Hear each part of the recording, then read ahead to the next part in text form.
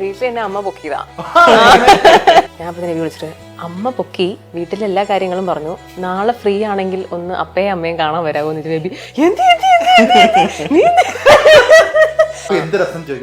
പെട്ടുപോയിന്നൊക്കെ.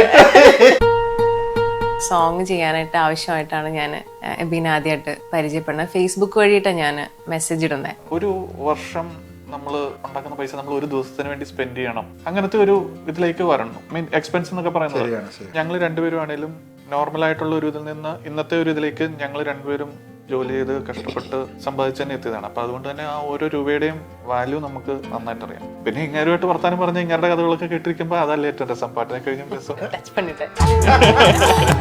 ഭയങ്കര പ്രേമിച്ച് നടക്കൽ അങ്ങനത്തെ ഒന്നും ഉണ്ടായിട്ടേ ഇല്ല. പിന്നെ എൻ്റെ എല്ലാ അപ്സ് ആൻഡ് ഡൗൺസിലും ആസ് എ ഫ്രണ്ട് കൂടെ ഉണ്ടായിരുന്നു. അപ്പോഴാണ് എനിക്ക് തോന്നിയത് എന്നാ പിന്നെ ഒരു ലൈഫിലും ഇയാളും കൂടെ ഉണ്ടായിരുന്നെങ്കിൽ ഞാൻ തന്നെയാണ് എബീനോട് ഇൻട്രസ്റ്റ് പറഞ്ഞത്. നമ്മളോടാ കളി വീണ് പോയി. ഞാൻ ഇടയ്ക്ക് വീട്ടിൽ ചെല്ലും, അങ്ങനെ നല്ല പരിചയം ഉണ്ടല്ലോ.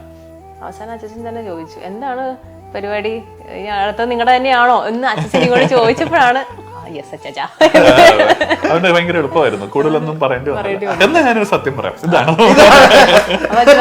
നീ വാല് വെക്കുമ്പോ തന്നെ ഞങ്ങൾക്ക് അറിയാം.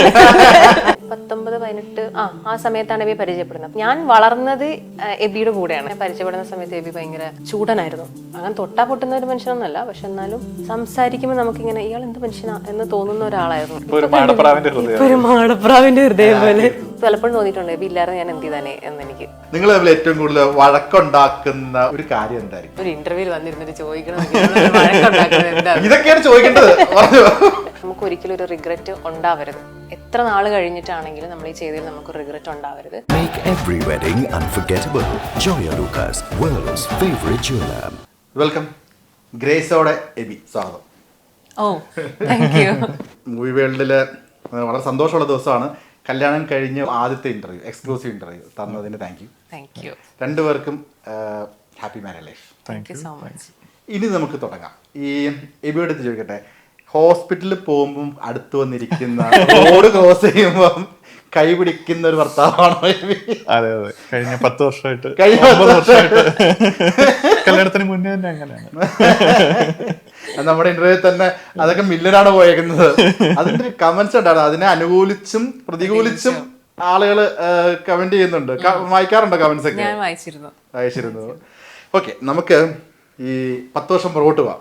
ഇതെങ്ങനെയാണ് ശരിക്കും പറഞ്ഞു കഴിഞ്ഞാൽ നിങ്ങൾ കണ്ടുമുട്ടുന്നതും എങ്ങനെയാണ്? ഫസ്റ്റ് ആയിട്ടാണോ? എന്താണ് കഥ? ഞാൻ പറയണോ താൻ പറയൂ? ഇല്ല, താൻ പറഞ്ഞു.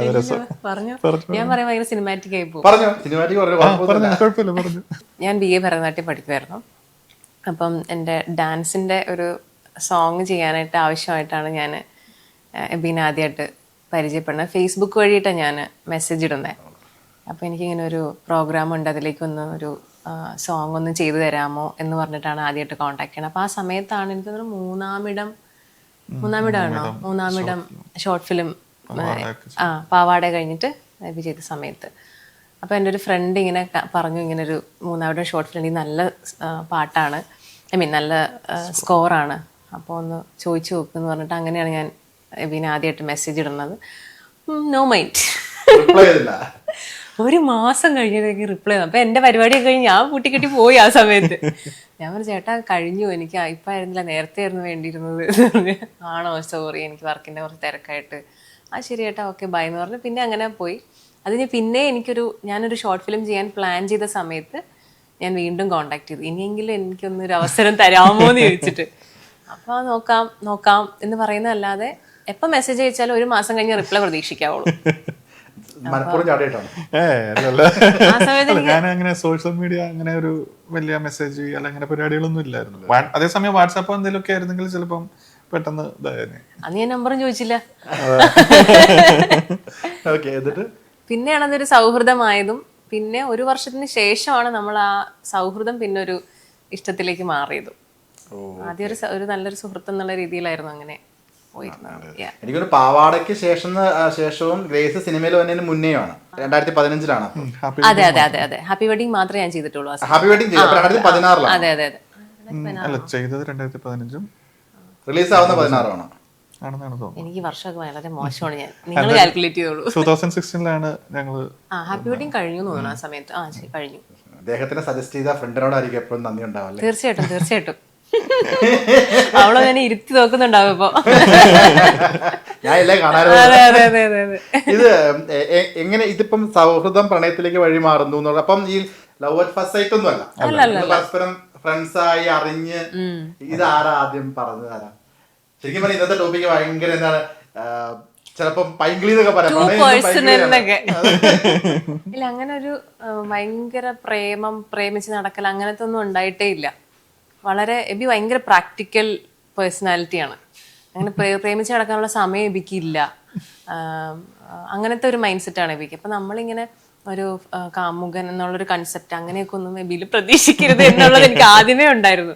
എനിക്ക് എപ്പോഴും തോന്നിയത് നല്ലൊരു സുഹൃത്തായിട്ട് എപ്പോഴും കൂടെ ഉണ്ടാവും. നമുക്ക് എന്തൊരു ആവശ്യം വന്നാലും അടുത്തേക്ക് ചെന്നാൽ നമുക്കൊരു സ്പേസ് തരുന്ന ഒരാളാന്നുള്ളതാണ് എനിക്ക് ആദ്യം ഞാൻ അട്രാക്ട് ആയത് ഇതിൽ. അപ്പൊ തന്നെ നമുക്കൊരു വല്ലാത്തൊരു അടുപ്പം വരുമല്ലോ ഈ ഒരു വ്യക്തിയായിട്ട്. പിന്നെ എൻ്റെ എല്ലാ അപ്സ് ആൻഡ് ഡൗൺസിലും ആസ് എ ഫ്രണ്ട് കൂടെ ഉണ്ടായിരുന്നു. അപ്പോഴാണ് എനിക്ക് തോന്നിയത് എന്നാൽ പിന്നെ ഒരു ലൈഫിലും ഇയാളും കൂടെ ഉണ്ടായിരുന്നെങ്കിൽ ഒരു നമുക്കൊരു നമ്മളൊന്ന് കൈ പിടിക്കാൻ ഒരാൾ ഉണ്ടാവുമല്ലോ ആ സമയത്ത്. അപ്പോൾ അങ്ങനെ പതിയെ ഞാൻ തന്നെയാണ് എബിനോട് ഇൻട്രസ്റ്റ് പറഞ്ഞത്.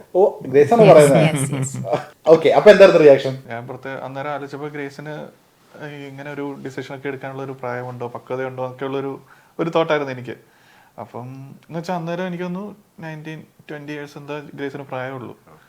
അപ്പം ഞാൻ ഗ്രേസിനോട് പറഞ്ഞു, നമുക്കൊരു കാര്യം ചെയ്യാം, നമ്മൾ നല്ല ഫ്രണ്ട്സ് ആണല്ലോ, നമുക്കൊരു വർഷം ഇത് നല്ല രീതിയിൽ ഇങ്ങനെ പോകുന്നുണ്ടോ എന്ന് നോക്കാം, എന്നിട്ട് നമുക്ക് ഒരു സീരിയസ് ഇതിലേക്കൊക്കെ പോകാമെന്ന് പറഞ്ഞു.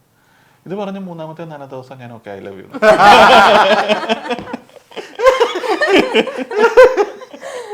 ഭയങ്കര പ്രാക്ടിക്കൽ. ആ 4 ദിവസം എന്താണ്, ഒരു വർഷം വേണ്ടി പെട്ടെന്ന് പറയാനുള്ള കളി. അന്നേരം ഇങ്ങനെ സ്നേഹം വരിഞ്ഞങ്ങ് ഒഴുകിയില്ലേ. അപ്പം ശരിക്കും ഈ കാമുകന്മാരെന്നൊക്കെ പറയുമ്പോൾ ഒരു ദിവസം എത്ര തവണ വിളിച്ചിട്ടുണ്ട് ഏറ്റവും മാക്സിമം? അല്ലെങ്കിൽ വാട്സപ്പിൽ മെസ്സേജ് കണ്ടിന്യൂസ്ലി വിളിച്ചോണ്ടിരിക്കുന്നത്? ഇല്ല, അതാ ഞാൻ കോളേജിൽ ഞങ്ങൾ ഹോസ്റ്റലിൽ നിന്നല്ലേ പഠിച്ചേ. അപ്പോൾ നമുക്ക് ഫോൺ കയ്യിൽ കിട്ടുക അല്ലെങ്കിൽ അതിൽ എപ്പോഴും വിളിക്കുക എന്നൊക്കെ പറയുന്നത് എപ്പോഴും പോസിബിൾ ആയിട്ടുള്ള കാര്യമല്ല. അപ്പോൾ ഒരു ദിവസം എന്തെങ്കിലും എമർജൻസി വന്നാൽ ഒരു ദിവസം മെസ്സേജ് ഇടുക എന്നുള്ളത് മാത്രമേ ഉള്ളൂ. അല്ലാതെ അങ്ങനെ അതാ ഞാൻ പറഞ്ഞ ടിപ്പിക്കൽ ഒരു കാമുകൻ്റെ ആയിട്ടുള്ള യാതൊരു സംഭവങ്ങളും നമുക്കിടയിൽ ആ സമയത്ത് ഉണ്ടായിട്ടേ ഇല്ല. പിന്നെ നമ്മൾ പാരൻസ് അറിഞ്ഞ് അവരുടെ ഒരു പെർമിഷൻ കിട്ടിക്കഴിഞ്ഞിട്ടാണ് നമ്മൾ കുറച്ചും കൂടെ ഒരു സ്വാതന്ത്ര്യം നമുക്ക് കിട്ടിയത്. അതായത് അവരുടെ പെർമിഷൻ കിട്ടിയിട്ട് സ്നേഹിക്കാന്നുള്ളതല്ല, പക്ഷെ നമുക്ക് കുറച്ചും കൂടെ ഒരു കൊള്ളാം, ഇയാളെ എനിക്ക് കുറച്ചും കൂടെ ഒരു എന്താ പറയുക സ്വാതന്ത്ര്യമായിട്ട് സ്നേഹിക്കാം എന്നുള്ളൊരു സംഭവം ഫീൽ ചെയ്തത് അപ്പോഴാണ്. അതിനുശേഷമാണ് പിന്നെ കോൾസ് ഒക്കെ. അത് പറ്റില്ല, പെട്ടുപോയി എന്നൊക്കെ പെടുത്തിയതാണ് എന്നെ.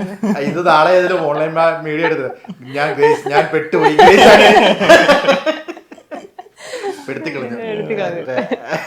ഈ വീട്ടില് എങ്ങനെയാ അവതരിപ്പിച്ചേ? വീട്ടില് എന്ത് രസം ചോദിക്കാം, പറ. ഇല്ല, വീട്ടിൽ എന്നെ അമ്മ പൊക്കിയതാ. ഞാൻ ഫോൺ ചെയ്യണത് കേട്ടു അമ്മ. അപ്പൊ അമ്മ എന്നോട് ചോദിച്ചു, ആരെയാണ് ഫോൺ ചെയ്യണത്, ഇടയ്ക്കിടയ്ക്ക് കോള് വരുന്നുണ്ടല്ലോ എന്ന് ചോദിച്ചു. അപ്പൊ എനിക്ക് പിടിച്ചു നിൽക്കാൻ പറ്റില്ല, അപ്പൊ തന്നെ പറഞ്ഞു. അപ്പൊ ഒരു സെക്കൻഡ് പോലും ഞാൻ പിടിച്ചു നിന്നില്ല. അപ്പൊ ഞാൻ പറഞ്ഞു, എനിക്കിങ്ങനെ ഒരാൾ ഇഷ്ടമാണ്, ഇങ്ങനെ ഇതാണ് ബി ടോം സിറീഖ് എന്നാണ് പേര്. അപ്പൊ അമ്മ ഇങ്ങനെ നിൽക്കും അമ്മ ഇങ്ങനെ. അപ്പൊ ഇങ്ങനെ അപ്പൊ തന്നെ ഒരു മിനിറ്റ് എന്ന് പറഞ്ഞു, ഫോട്ടോ അയച്ചു തരാമോ എന്ന് ചോദിച്ചു. അപ്പൊ തന്നെ എബി ഒരു ഫോട്ടോ, നല്ല ഫോട്ടോ അയച്ചു തരാൻ പറഞ്ഞു. അപ്പോൾ നല്ലൊരു ഫോട്ടോ അയച്ചു തന്നു. പോയി കാണിച്ചു കൊടുത്താണ് ബി ടോം സിറീഖ്.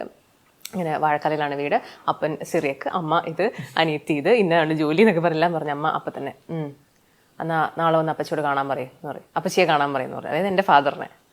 ഞാൻ അപ്പം തന്നെ വിളിച്ചിട്ട് അമ്മ പൊക്കി വീട്ടിലെ എല്ലാ കാര്യങ്ങളും പറഞ്ഞു, നാളെ ഫ്രീ ആണെങ്കിൽ ഒന്ന് അപ്പയും അമ്മയും കാണാൻ വരാമോ എന്നിട്ട് ബേബി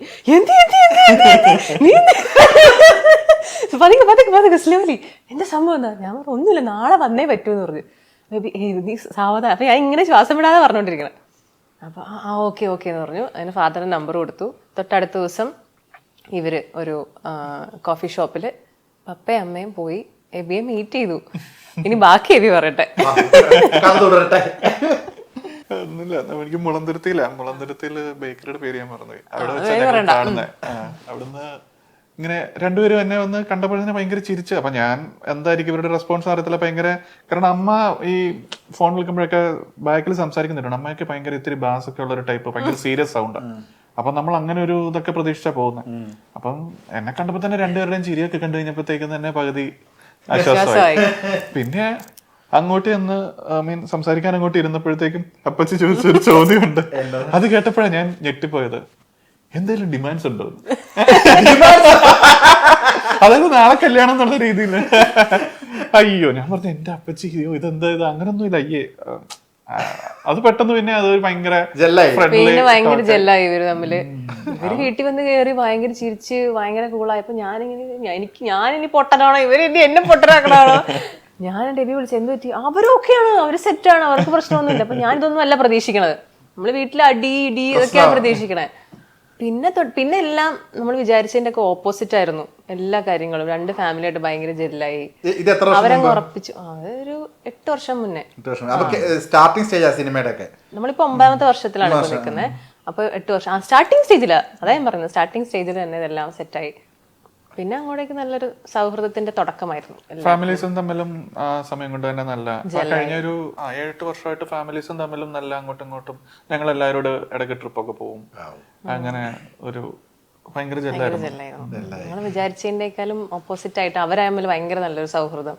ഈ മല പോലെ വന്ന് എലി പോലെ ഈ ഞാൻ ഇപ്പം അച്ഛനെ കാണാൻ വേണ്ടിട്ട് എബി പോകുന്നതിന്റെ തലേദിവസം ഗ്രേസിന്റെ ക്ലാസ് ഉണ്ടായിരുന്നു. അയ്യോ, അമ്മ ഇങ്ങനെയാണ്, അച്ഛൻ എങ്ങനെയാണ്, ഇന്നത് പറയണം, ഇങ്ങനെ ചെയ്യണം. അപ്പൊ എന്നോട് പറയും, നിന്റെ അപ്പനും അമ്മ ഇങ്ങനൊന്നും അല്ലല്ലോ, നീ വിചാരിച്ച പോലെ ഒന്നും അല്ലല്ലോ എന്നാണ് എന്റെ അടുത്ത് ദേവി ആദ്യം പറഞ്ഞത്. തിരിച്ച് എബിയുടെ വീട്ടിൽ എങ്ങനെയാ അവതരിപ്പിച്ചത്? എന്റെ വീട്ടിൽ ആക്ച്വലി അച്ഛാ അമ്മയെ ഞാൻ അത് എന്റെ ഫാമിലിയിലെ അമ്മയാണ് കുറച്ചും കൂടി ഇങ്ങനത്തെ കാര്യങ്ങളൊക്കെ നോട്ടീസ് ചെയ്യണത്. എബിയുടെ ഫാമിലി അച്ഛൻ ഇച്ചിരി ഒരു ഈ പറഞ്ഞ പോലെ നോട്ടീസ് ചെയ്ത് കണ്ടുപിടിക്കാൻ ഇച്ചിരി. അപ്പൊ രണ്ട് വീട്ടിലും അപ്പയും അമ്മയും ആണ്. ബാക്കി രണ്ടുപേരും നമുക്ക് എങ്ങനെയെങ്കിലും പറഞ്ഞ് സമാധാനിപ്പിക്കാം. പക്ഷെ ഇവർ രണ്ടുപേരും ഇങ്ങനെ ഇച്ചിരി കത്തി നിൽക്കുന്ന ആൾക്കാരാണ്. എന്റെ അമ്മയ്ക്കും എന്റെ സിസ്റ്ററിനും ഒക്കെ അവരോടൊക്കെ ഞാൻ സംസാരിച്ചിരുന്നു. അപ്പനോട് ഇത്തിരി ലേറ്റ് ആയിട്ട് പറഞ്ഞത്. കാരണം പുള്ളിക്കാരൻ കുറച്ചുകൂടെ ഞാനായിട്ട് പറയുന്നെങ്കിൽ പുള്ളിക്ക് മനസ്സിലായ പോലും ഞാനായിട്ട് പറയുന്നെങ്കിൽ പറയട്ടെ എന്നുള്ള രീതിയിൽ ഒന്നും അറിയാത്ത പോലെ അങ്ങ് നിൽക്കുന്ന ഒരാളാണ്. അപ്പം അങ്ങനെ വന്ന് പുള്ളി തന്നെ അവസാനം കറക്റ്റ് ആയിട്ട് എന്റെ സിസ്റ്ററിന്റെ കല്യാണത്തിന് ഗ്രേസും ഫാമിലി എല്ലാം ഉണ്ടായിരുന്നു. അപ്പൊ അന്നത്തെ ഞങ്ങളുടെ പെരുമാറ്റമൊക്കെ കണ്ടിട്ട് കല്യാണത്തിന്റെ തൊട്ടടുത്ത ദിവസം പുള്ളി തന്നെ ഇങ്ങോട്ട് ചോദിച്ചു എന്താ സംഭവം. അപ്പൊ കല്യാണത്തിന് ചിന്നാന്ന് ഞങ്ങൾ വിളിക്കുന്നത്. ചിന്നയുടെ കല്യാണത്തിന് ഞങ്ങൾ എല്ലാവരും ഇവിടെ നിന്ന് പോണേ. പയ്യന്റെ വീട് കുമളിയാണ്. അപ്പോൾ കസിൻസ് എല്ലാവരും അങ്ങോട്ടേക്ക് എത്തത്തേ ഉള്ളൂ. അപ്പം ഞങ്ങൾ ഇവിടെ നിന്ന് 2 വണ്ടിയിൽ ഞാനും ഫാമിലിയും എബി എല്ലാവരും അച്ഛനും അമ്മയും ചിന്ന എല്ലാവരുമായിട്ട് ഞങ്ങൾ 2 വണ്ടിക്കാണ് പോണേ. അപ്പോഴും അച്ഛൻ ഇങ്ങനെ നോക്കുന്നുണ്ട്, ഇവര് വരുന്നുണ്ടല്ലോ, അവര് സൗഹൃദത്തിലാണ്, സുഹൃത്തുക്കളാണ്. എന്നാലും കാരണം ഞാൻ ഇടയ്ക്കൊക്കെ വീട്ടിൽ ചെല്ലും, അങ്ങനെ നല്ല പരിചയം ഉണ്ടല്ലോ. അവസാനം അച്ഛൻ തന്നെ ചോദിച്ചു, എന്താണ് പരിപാടി, അടുത്ത നിങ്ങളുടെ തന്നെയാണോ എന്ന് അച്ഛൻ ഇങ്ങോട്ട് ചോദിച്ചപ്പോഴാണ് യെസ് അച്ഛാ. അതുകൊണ്ട് ഭയങ്കര എളുപ്പമായിരുന്നു, കൂടുതലൊന്നും പറയേണ്ടി വന്നില്ല. എന്നാ ഞാനൊരു സത്യം പറയാം, ഇതാണ്. നീ വാല് വെക്കുമ്പോ തന്നെ ഞങ്ങൾക്ക് അറിയാം ഈ പ്രായം കഴിഞ്ഞിട്ട് അവരും വന്നൊക്കെ.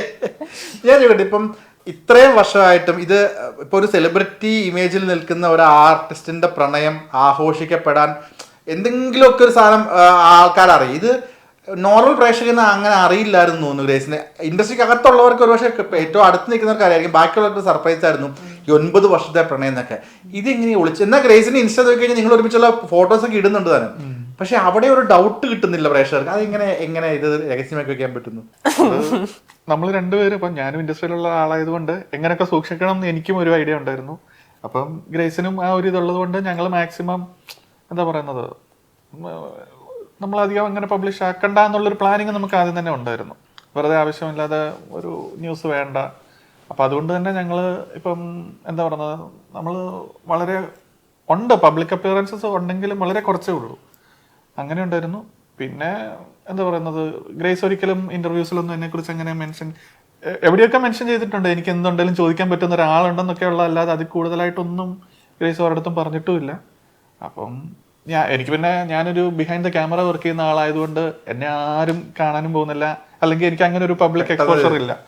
അപ്പൊ അത് കാരണം അത് ഭയങ്കര ഈസി ആയിരുന്നു. പിന്നെ ഞാൻ ചിന്തിച്ചത് ഇങ്ങനെയാണ്, ഞാൻ എൻ്റെ ഫേസ് എപ്പോഴും എല്ലാവരും കാണുകയും എന്നെ സെലിബ്രേറ്റ് ചെയ്യാൻ ഞാനൊരു ആക്ടർ ആയതുകൊണ്ട് അങ്ങനെ ചെയ്യുകയും ചെയ്യുന്ന ഒരാളാണ്. പക്ഷെ എബിയെ സംബന്ധിച്ചിടത്തോളം എബിക്ക് ചിലപ്പോൾ അത് ഹാൻഡിൽ ചെയ്യുന്നതിനപ്പുറം എബിയുടെ ഒരു പ്രൈവസിയെ ഞാൻ ബഹുമാനിക്കണമല്ലോ. അപ്പോൾ അദ്ദേഹം പുറത്തേക്ക് വരാൻ തയ്യാറാവുന്ന സമയം വരെ ഞാൻ അദ്ദേഹത്തിൻ്റെ ആയിട്ടൊരു പ്രൈവസി കൊടുക്കണം. അപ്പം അതുകൊണ്ട് ആദ്യമേ അങ്ങനെ ഒരു പബ്ലിക്കലി വന്ന് ഇതെൻ്റെ ഫിയാൻസിയാണ് ബോയ് ഫ്രണ്ട് ആണെന്ന് പറയാൻ എനിക്ക് പേഴ്സണലി ഒരു ബുദ്ധിമുട്ടുണ്ടായത് കൊണ്ട് ഞാൻ എബിയോട് ചോദിച്ചു. എബി പറഞ്ഞു എപ്പോഴാണോ നിനക്ക് കറക്റ്റ് ടൈമെന്ന് തോന്നുന്നു ആ സമയത്ത് നമുക്ക് അങ്ങനെ ചെയ്യാം എന്ന് പറഞ്ഞു. എന്നാലും നമ്മുടെ ഫിലിമിലുള്ള ഒത്തിരി അടുത്ത സുഹൃത്തുക്കൾക്ക് എല്ലാവർക്കും അറിയാം, അടുത്ത് നിൽക്കുന്ന എല്ലാ കൊളീഗ്സിനും ഓൾമോസ്റ്റ് എല്ലാവർക്കും തന്നെ അറിയാം. ആദ്യം എന്താ no sounds no action no crowd finally we made it എന്ന് പറഞ്ഞ ഫോട്ടോയുടെ താഴെ വന്ന ഏറ്റവും രസകരമായിട്ടൊരു കമന്റ് ആണ് ഫേസ് റിവീലിംഗ് എന്താണ്. അത് ഞാൻ എബിയോട് ആദ്യമേ ചോദിച്ചു, നമുക്ക് ഫേസ് റിവീൽ ചെയ്യാതിരുന്നാലോ, എനിക്ക് ഇത്ര നല്ലതായിട്ട് മതിയായില്ലേ, വേറെ ആരുടെയൊക്കെ പേര് വെച്ച് വരുന്നതിന് മുമ്പേ വന്നു കൊണ്ട് വേറെ ഒത്തിരി പേരുടെ പേരുകൾ വന്നു. എബി എന്ന് വിളിക്കുന്ന പാടുന്ന അനീഷ് എബ്രഹാം ആരാണ്? അപ്പൊ തന്നെ എന്റെ അമ്മ പറഞ്ഞു, എന്റെ പൊന്നു വെച്ച് ആരുടെയെങ്കിലും പേര് ഫോട്ടോ വരുന്നതിന് മുന്നേ നീ അവന്റെ ഫോട്ടോ ഒന്നും ഇടെന്ന് പറഞ്ഞു. അങ്ങനെ രണ്ടാമത്തെ ഫോട്ടോ ഇട്ടത്. ഈ നമ്മൾ ഇന്റർവ്യൂലൊക്കെ നമ്മൾ സിനിമയിൽ ഇപ്പൊ കണ്ട ഒരു ഗ്രേസ് ഉണ്ട്, ഇന്റർവ്യൂസിൽ കണ്ട ഒരു ഗ്രേസ് ഉണ്ട്. ഇപ്പൊ ഒരു ലവർ അപ്പുറം ഇപ്പൊ വൈഫാണ്. അല്ലാത്ത ഒരു ഗ്രേസ് എങ്ങനെയാണ് ശരിക്കും എബിയുടെ ഒരു പോയിന്റ് ഓഫ് വ്യൂ? ഇല്ല, നമ്മൾ കാണുന്ന ഒരു ഗ്രേസ് ആണ്. അതായത് ഇപ്പൊ ഈവൻ ഗ്രേസിന്റെ ഒരു ഇനിഷ്യൽ സ്റ്റേജിൽ തന്നെ എനിക്ക് ഗ്രേസിനെ അറിയാലോ, അന്നുള്ള ഒരു ഗ്രേസ് തന്നെയാണ് ഇന്നും. അങ്ങനെ എനിക്ക് അങ്ങനെ ഒരു മാറ്റമില്ല. ഇത്രയും ചിരിച്ച് വർത്താനൊക്കെ പറഞ്ഞ് നമ്മളെ ഭയങ്കരമായിട്ട് എന്താ പറഞ്ഞ കഥകളൊക്കെ പറഞ്ഞ് ചിരിപ്പിച്ച് ഈ ഇന്റർവ്യൂവിൽ കാണുന്ന ആ ഒരു ഗ്രേസ് തന്നെയാണ് ശരിക്കും. ഭയങ്കര ഫൺ ഇഷ്ടപ്പെടുന്ന ആളായതുകൊണ്ട് തന്നെ നമ്മൾ ഒത്തിരി ചിരിപ്പിക്കും. എന്നുവെച്ചാൽ സിനിമയിലെ കൂടെ ആൾക്കാർ ചിരിപ്പിക്കുന്ന പോലെ തന്നെ നമ്മളിപ്പം വീട്ടിലൊക്കെ വന്നാണേലും ഗ്രേസിന്റെ ഷൂട്ടിന്റെ സമയത്തെ കഥകളും കാര്യങ്ങളൊക്കെ ഇങ്ങനെ അഭിനയിച്ച് പറഞ്ഞ് അങ്ങനെ ആ ഒരു ഇതുള്ളതുകൊണ്ട് നമുക്കിങ്ങനെ കല്യാണം ഞങ്ങൾ മാത്രമുള്ള ഒരു സമയത്താണേലും അല്ലെങ്കിൽ ഞങ്ങൾ പുറത്ത് പോകുമ്പോഴൊക്കെ ആണെങ്കിലും ഇതുപോലെ ഷൂട്ടിന്റെ കഥകൾ അല്ലെങ്കിൽ നമ്മുടെ കഥകളൊക്കെ ആണെങ്കിലും ഗ്രേസ് ഇങ്ങനെ ഭയങ്കര ഒരു നല്ല സ്റ്റോറി ടെല്ലറാണ്. അത് അങ്ങനെ തന്നെയാണ്. അതിനകത്ത് വേറെ പ്രത്യേകിച്ച് ഞങ്ങളുടെ ഒരു പ്രൈവറ്റ് മൊമെന്റിൽ വേറൊരു ഗ്രേസ് എന്നുള്ളതില്ല. ആ ഒരു ഞങ്ങൾ ആക്ച്വലി ആ ഒരു ഫ്രണ്ട്ഷിപ്പ് ആ ഒരു ബോണ്ടുമാണ് മെയിനായിട്ട് ഉള്ളത്. അപ്പൊ എന്ന് വെച്ചാൽ നമ്മൾ ഹസ്ബൻഡ് ആൻഡ് വൈഫ് ആയാലും അല്ലെങ്കിൽ ഇപ്പൊ ലവേഴ്സ് ആയിരുന്ന സമയത്താണെങ്കിലും നമ്മൾ ഭയങ്കര ഫ്രണ്ട്സ് ആയിരുന്നു. അപ്പൊ നമ്മൾ ഫ്രണ്ട്സ് തമ്മിൽ എങ്ങനെയാണോ അതങ്ങനെ. ഇപ്പം ഗ്രേസ് ഇന്റർവ്യൂവിൽ വന്നു കഴിഞ്ഞാലും ആ ഒരു ഭയങ്കര ചിരിച്ച് വർത്താനം പറയുന്ന ആ ഒരു സംഭവം തന്നെയാണ് ഓൾ ദ ടൈം. ഇച്ചിരി കുറച്ചാലും കുഴപ്പമില്ല. എനിക്ക് എന്റേതായിട്ടൊരു കംഫർട്ട് സ്പേസ് ഉണ്ടെങ്കിൽ ഞാൻ അവിടെ ഭയങ്കര ഓപ്പണാ. അപ്പോൾ ഇപ്പം റിലേഷൻഷിപ്പിന്റെ സമയത്തും എബിയുടെ വീട്ടിൽ ചെല്ലുമ്പോഴത്തേക്കും ഈ പറഞ്ഞ പോലെ എബിയുടെ അനിയത്തിക്ക് ഒരു കുഞ്ഞുവാവുണ്ട്. അപ്പം അവളെ കാണാനാ മെയിനി ചെല്ലുന്നത്. അപ്പോൾ അമ്മയൊക്കെ എപ്പോഴും പറയും എന്തായി പോയ ഷൂട്ടിന്റെ കഥ പറയും. അപ്പം ഞാനിരുന്ന് കഥ അങ്ങ് തുടങ്ങും. അപ്പം അവർക്കത് കേട്ട് അവർക്ക് എൻ്റെ കൂടെ ഞാൻ ഷൂട്ടിന് വരുന്ന ഒരു ഫീലാണ്. അപ്പോൾ ഞാനൊരു മകൻ്റെ ഒരു ഗേൾ ഫ്രണ്ട് എന്നുള്ള ഫീൽ അല്ലായിരുന്നു അവർക്ക് ഞാനൊരു സുഹൃത്ത് അല്ലെങ്കിൽ ഒരു കൂട്ടുകാരി എന്നുള്ള ഫീലാണ് അമ്മയ്ക്കും എനിക്കും അങ്ങനെ തന്നെയാണ് അവരുടെ അടുത്ത്. അപ്പോൾ ഇപ്പോൾ നമ്മൾ ജോയിൻ ആയി കഴിഞ്ഞപ്പോഴത്തേക്കും എനിക്ക് അങ്ങനെ വീട്ടിൽ നിന്ന് മാറി നിന്നൊരു ഫീലില്ല. എനിക്കറിയാവുന്ന അത് എനിക്ക് എപ്പോഴും ഞാൻ വിചാരിക്കുന്നത് ഭയങ്കര ഒരു ബ്ലെസ്സിങ് ആണ്. നമുക്ക് കല്യാണം കഴിഞ്ഞ് എല്ലാം കഴിഞ്ഞ് അടുത്തൊരു വീട്ടിലേക്ക് പോകുന്നൊരു ഫീൽ എനിക്കില്ല. എനിക്ക് അറിയാവുന്ന ഒരു ഫാമിലി ആയതുകൊണ്ട് തന്നെ ടച്ച് വുഡ് എനിക്കത് ഭയങ്കര ഒരു സന്തോഷം ഉള്ളൊരു കാര്യമാണ്. അപ്പം എൻ്റെ ഈ ചിരി മേ ബി അല്ലെങ്കിൽ കഥ പറയാനുള്ള ഇഷ്ടം ഒക്കെ കൊണ്ടായിരിക്കാം അവരുടെ ആ ഒരു സ്നേഹവും സന്തോഷവും എനിക്ക് കിട്ടിയത് തന്നെ. അച്ഛനും അമ്മയും എബിയെ കണ്ട് തിരിച്ച് വീട്ടിൽ വന്നെന്ന് പറഞ്ഞല്ലോ. അപ്പൊ സ്വാഭാവികമായിട്ട് ഗ്രേസ് ഇങ്ങനെ ഇവരുടെ മീറ്റിംഗ് സമയത്ത് ഗ്രേസ് ഇങ്ങനെ എന്താണ് ഒരു നമ്മളിങ്ങനെ പിരിവരുത്തി കണ്ടോ വിളിച്ചോ അതൊക്കെ ഉണ്ടായിരുന്നു. ഇടയ്ക്കിടയ്ക്ക് കോള് വരുന്നു സൈലന്റ് ആക്കുന്നു അങ്ങനെ ഉണ്ടായിരുന്നു. അങ്ങനത്തെ ഒരു സ്വഭാവം പണ്ടോട്ടെ ഞങ്ങൾക്ക് രണ്ടുപേർക്കും ഇല്ല. ഇപ്പൊ എബി വർക്കിന് പോവാന്ന് അറിഞ്ഞു കഴിഞ്ഞാൽ ഞാൻ പിന്നെ ശല്യപ്പെടുത്തുന്ന സ്വഭാവം എനിക്കില്ല. ഞാൻ പോവാണെങ്കിൽ കഴിഞ്ഞ് കഴിയുമ്പോൾ നമ്മൾ വിളിക്കും എന്നുള്ളത് അറിയാം. അതായത് പറയുമ്പോൾ ഭയങ്കര പ്രാക്ടിക്കൽ മൈൻഡ് സെറ്റ് ഉള്ള ഒരാളാണ്. അപ്പം ഞാൻ 19-18 ആ സമയത്താണ് എബി പരിചയപ്പെടുന്നത്. അപ്പം ഞാൻ വളർന്നത് എബിയുടെ കൂടെയാണ്. അപ്പൊ നമ്മുടെ സ്വഭാവ രൂപീകരണ സമയത്തും എബി ഉണ്ടായിരുന്നത് കൊണ്ട് എനിക്ക് തോന്നുന്നു എന്നെ പകുതി എബിനെ പോലെ ആക്കി എടുത്തേക്കുവാ. ബുദ്ധിപരമായിട്ട് നീങ്ങി. അപ്പൊ ഞാനിങ്ങനെ ചോദിക്കുകയും ചെയ്തു, അപ്പയും അമ്മയും കാണുന്ന സമയത്ത് എന്നെ കോൾ ചെയ്ത് സൈഡിൽ വെക്കാമോ? അപ്പൊ അവര് പറഞ്ഞ എനിക്ക് കേൾക്കാലോ എന്ന്. പക്ഷെ അതിനുള്ളൊരു ഗ്യാപ്പ് കിട്ടിയില്ല. പറ്റില്ലെന്ന് പറയുകയും ചെയ്തു. പക്ഷെ എല്ലാം നന്നായി വന്നത് കൊണ്ട് ഒരു വീട്ടിൽ വന്നിട്ട് ചിരിച്ചു എന്ന് പറഞ്ഞു. ഇപ്പൊ അമ്മ എന്താ എബിയെ പറ്റി പറഞ്ഞത്, അതുകൂടാണ്ട് തന്നെ ഇപ്പൊ ഒരു പെൺകുട്ടി ഇപ്പൊ എന്ത് ആക്ട്രസ് ആണെന്നുണ്ടെങ്കിൽ ഒരു പെൺകുട്ടിയുടെ അച്ഛനമ്മമാര് കെട്ടാൻ പോകുന്ന പയ്യനെ പറ്റി അന്വേഷിക്കും. പ്രത്യേകിച്ച് ഒരു നോൺ ഫേസ് അല്ല, ക്യാമറയ്ക്ക് പുറലാണെന്നുണ്ടെങ്കിൽ ആൾ എങ്ങനെയുണ്ട്, ഒരു ബാക്ക്ഗ്രൗണ്ട് ചെക്ക് ഏതൊരു ഫാമിലിയും നടത്തും. കാരണം പെൺകുട്ടിയുടെ കൈ പിടിച്ച് കൊടുക്കുന്ന ഒരു ഇതാണ്. അപ്പൊ അങ്ങനെയൊക്കെ അച്ഛൻ പോലെ അന്വേഷിച്ചായിരുന്നോ? ഉണ്ടാവുമല്ലോ തീർച്ചയായിട്ടും. പക്ഷെ എന്നോട് ഇതുവരെ പറഞ്ഞിട്ടില്ല. പക്ഷെ ആ ഒരു ഒറ്റ മീറ്റിംഗിൽ തന്നെ അവർ ഓക്കെ ആയിരുന്നു. പിന്നെ ബാക്ക്ഗ്രൗണ്ട് ചെക്കിങ് നടന്നിട്ടുണ്ടോ ഇല്ലയോ എന്നുള്ളതൊന്നും എനിക്ക് കൃത്യമായിട്ടുള്ള ധാരണയില്ല.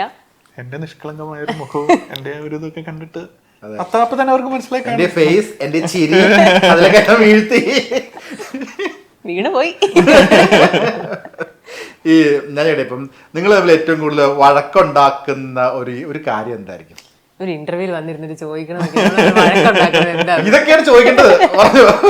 കുനിഷ്ട് വഴക്കുണ്ടാക്കുന്നതിൽ മെയിൻ കാരണം മറവിയാണ്. ആരുടെ? രണ്ടുപേർക്കും ഭയങ്കര മറവിയാ. അപ്പൊ ഞാൻ പറയുന്നത്, ഞാൻ എന്നെ 4 മണിക്ക് ഈ സാധനം ഒന്ന് എടുക്കാൻ ഓർമ്മിപ്പിക്കണേന്ന് ഞാൻ പറയുന്നത് അതിലും വലിയ മറവിയുള്ള ആളോടാണ്. അന്നേരം ഞാൻ പറയാം അത് ഓർപ്പിക്കാൻ എന്നെ ഓർമ്മിപ്പിക്കാൻ. നമ്മൾ തമ്മിലുള്ള വഴക്കെന്ന് പറയുന്നത് അങ്ങനെ വലിയ അങ്ങനെ പറയാൻ പാടില്ലെങ്കിൽ പോലും നമ്മൾ more than husband and wife നമ്മൾ ഭയങ്കര സുഹൃത്തുക്കൾ. വഴക്ക് ഇൻ ദ സെൻസ് ചെറിയ ചെറിയ പിണക്കങ്ങളുണ്ടല്ലോ. അതുണ്ടാവുമല്ലോ, എല്ലാ റിലേഷൻഷിപ്പിലും ഉണ്ടാവുന്നത്. അത് ഏറ്റവും കൂടുതൽ ഉണ്ടാവുന്ന ഇപ്പൊ ഫോർ എക്സാമ്പിൾ പറഞ്ഞു കഴിഞ്ഞാൽ എടുത്ത സാധനം എടുത്തെടുത്ത് വെക്കാത്തതിന് വഴക്കുണ്ടാവുന്ന ഒരുപാട് സുഹൃത്തുക്കൾ എനിക്കുണ്ട്. ഒരാളുടെ സ്വഭാവം നേരെ ഉൾട്ടായിരിക്കും. എന്ത് പറഞ്ഞു കഴിഞ്ഞാലും എടുത്ത സാധനം എവിടെയും കൊണ്ട് വെച്ചിട്ട് തിരിച്ചു. അപ്പൊ അങ്ങനത്തെ ഇഷ്യൂസിന് ഞാൻ അതാ ഉദ്ദേശിച്ചത്, വഴക്ക് എന്ന് ഉദ്ദേശിച്ചത്. എനിക്ക് ഇത്തിരി OCD കൂടുതലാണ്. ഇപ്പം കല്യാണം കഴിഞ്ഞിട്ട് ഒരു ചെറിയ വഴക്കല്ല ഒരു ഇതുണ്ടായതെന്ന് വെച്ചാൽ, ഞാൻ ഈ മ്യൂസിക് പ്രൊഡക്ഷൻ വർക്കാണല്ലോ. അപ്പം എനിക്ക് എൻ്റെ സിസ്റ്റംസും ഹാർഡ്വെയർസും ആയിട്ട് ഒത്തിരി സംഭവങ്ങളുണ്ട്. അപ്പം എന്ന് വെച്ചാൽ ഞാൻ ഇരിക്കുന്ന റൂമിൽ നിന്ന് വന്നാൽ നല്ല തണുപ്പായിരിക്കും. ഇതെല്ലാം നല്ല ഹീറ്റ് ആവാതെ ഇതാക്കേണ്ടതുകൊണ്ട് ഞാൻ ഭയങ്കര തണുപ്പിനകത്ത് വെച്ചാൽ ഞാനിപ്പം എനിക്കൊരു 21-20 AC ഇട്ടാലും എനിക്ക് ഭയങ്കര ഓക്കെയാ. അപ്പൊ ബെഡ്റൂമിൽ ചെന്ന് കഴിയുമ്പോഴത്തേക്ക് എനിക്ക് ആ തണുപ്പ് ഒരു 25 ഇട്ട് കഴിഞ്ഞാൽ എനിക്ക് ഭയങ്കര ആവിയാ. അപ്പൊ പുള്ളിക്കാരി കാണാൻ ഒട്ടും പറ്റത്തില്ല.